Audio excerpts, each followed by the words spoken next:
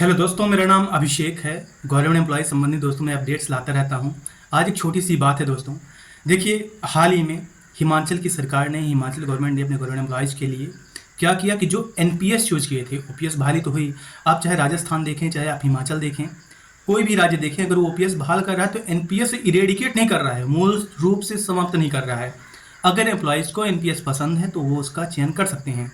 तो कहीं पे तो एनपीएस पसंद है और कहीं पे मजबूरी है, क्योंकि दूसरा ऑप्शन नहीं है।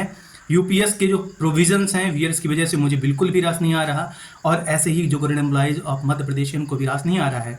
फिलहाल के लिए देखिए दोस्तों, ओपीएस यदि बहाल नहीं होती है तो मध्य प्रदेश में भी एनपीएस को पसंद करने वाले लोग काफ़ी ज़्यादा रहेंगे।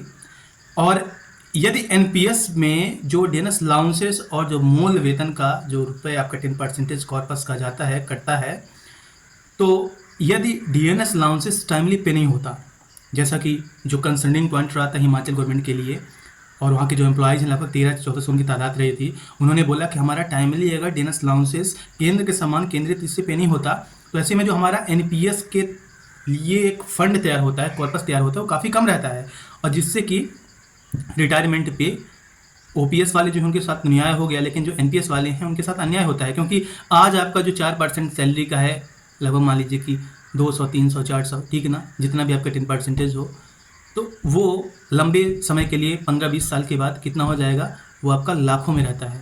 कंपाउंड बेस पे आप देखिए कि डीए अगर हर बार सालाना अगर आप देखें तो जिस डेट से बढ़ना चाहिए न बढ़ के कई महीने बाद बढ़ता है, तो वो कहीं ना कहीं एम्प्लॉयज़ के हक के खिलाफ रहता है। तो जिस हिसाब से हिमाचल गवर्नमेंट ने अपने गवर्नमेंट एम्प्लॉयज़ के लिए टाइमली डेंस अलाउंसेस पे करने की बात कही है, और मेन इसका रीज़न दिया है कि जो उनका एनपीएस फंड तैयार हो रहा होता है उसमें टाइमली रुका जाए, तो इसकी मांग अब मध्य प्रदेश गवर्नमेंट एम्प्लॉयज़ भी उठाने लगी हैं, यहाँ से भी उठने लगी हैं।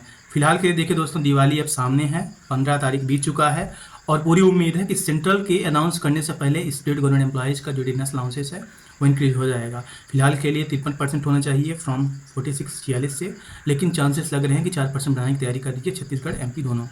ये कभी भी अपडेट्स सामने आ सकता है।